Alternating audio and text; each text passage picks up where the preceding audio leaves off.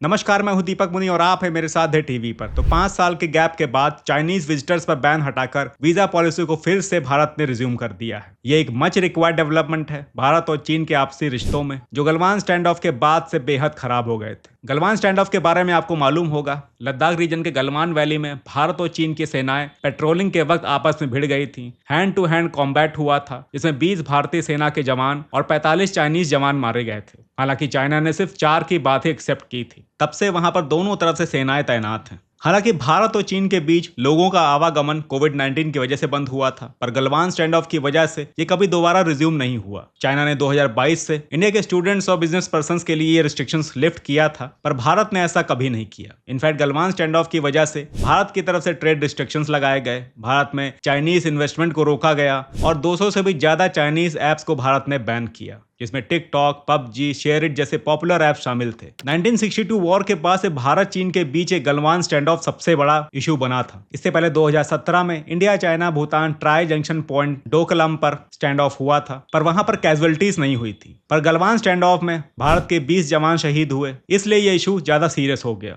देखिए, भारत और चीन के बीच गलवान स्टैंड ऑफ के बाद से रिश्तों में सुधार करने की कोशिशें शुरू हो चुकी थी। डिप्लोमेटिक चैनल्स ओपन हो गए थे, ट्रैक टू डिप्लोमेसी शुरू हो गई थी और मिलिट्री लेवल पर भी बातचीत के एंगेजमेंट शुरू हो चुके थे। पर इन रिश्तों में तेजी रशिया यूक्रेन वॉर के बाद से बढ़ी, क्योंकि कहीं ना कहीं भारत और चीन रशिया को डायरेक्टली और इनडायरेक्टली सपोर्ट कर रहे थे, तो ये एक साथ एक ही खेमे में दिखने लगे। आपको याद होगा, पिछले साल हुई रशिया में कजान की ब्रिक्स मीटिंग में गलवान स्टैंड ऑफ के बाद पहली बार पीएम मोदी और शी जिनपिंग एक फॉर्मल मीटिंग सेटअप में मिले। इसी बीच भारत और चाइना ने गलवान वैली के 2 क्रूशियल पॉइंट डीप सैंग और डैम चौक पर बॉर्डर पेट्रोलिंग एग्रीमेंट साइन किया। आपस में तय किया गया कि फ्रिक्शन पॉइंट से पीछे हटकर ही दोनों सेनाएं पेट्रोलिंग करेंगी। फिर इसी साल जनवरी में विदेश सचिव श्री विक्रम मिश्री चीन की यात्रा पर गए। तय हुआ कि अब से कैलाश यात्रा और मानसरोवर यात्रा जो तिब्बत से होकर निकलती है, उसे रिज्यूम कर दिया जाएगा। पिछले महीने ये यात्रा रिज्यूम भी हो गई और पिछले 2 महीने में भारत की तरफ से defence minister Rajnath Singh, NSA Ajit Doval और अभी रिसेंटली विदेश मंत्री श्री एस जयशंकर साहब भी चाइना विजिट पर थे। ओकेजन था एससीओ की मीटिंग का,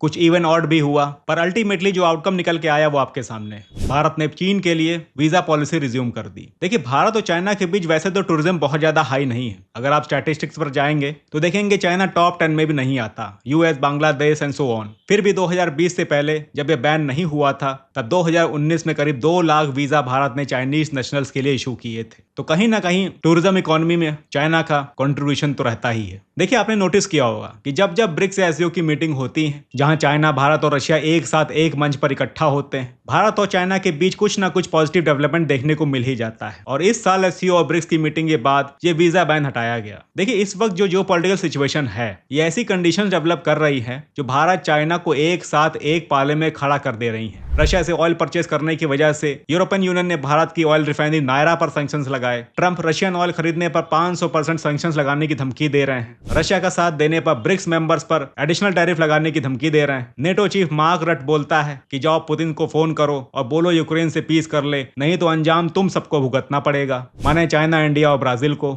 और अभी कल यूएस के सेनेटर लिंडसे ग्राम ने कहा कि मैं तुम लोगों की इकोनॉमी को क्रश कर दूंगा। तो ये जो डायलॉग बाजी और उकसाऊ भाषा का प्रयोग हो रहा है, ये यूएस, नेटो और यूरोपियन यूनियन की तरफ से हो रहा है। स्वाभाविक है कि इस सब वजह से चाइना, भारत, रशिया, ब्राजील और नजदीक आएंगे। चाइना तो भारत, रशिया, चाइना ट्रोइका को रिवाइव करने की बात कर रहा है। एक ऐसा अरेंजमेंट जिसमें चाइना, भारत और रशिया एक साथ मिलते थे और कॉमन ग्राउंड्स पर पॉलिसीज डिजाइन करते थे। ये आरआईसी फ्रेमवर्क ऑफिशियली कभी बंद तो नहीं हुआ, पर कोविड-19 और गलवान स्टैंड ऑफ ने इस पे अपनी परछाई छोड़ दी, जिसके बाद ये मीटिंग दोबारा कभी नहीं हुई। तो चाइना इस अरेंजमेंट को वापस रिवाइव करने की बात कर रहा है। देखिए, भारत ने हमेशा से एक नॉन अलाइंड फॉरेन पॉलिसी अपनाई है। वेस्ट, रशिया और चाइना के साथ एक स्ट्रेटेजिक बैलेंस बनाए रखा है। आगे भी भारत यही कोशिश करेगा, क्योंकि जियोपॉलिटिकल सिचुएशंस मौसम की तरह बदलती रहती हैं। अभी देखिए, अगर रशिया यूक्रेन की पीस हो जाए तो भारत और वेस्ट के बीच जो इस वक्त तनातनी चल रही है, वो अपने आप खत्म हो जाएगी। फिर भी आपको क्या लगता है, भारत को क्या ये रशिया, इंडिया, चाइना ट्रोइका को रिवाइव करने के बारे में सोचना चाहिए?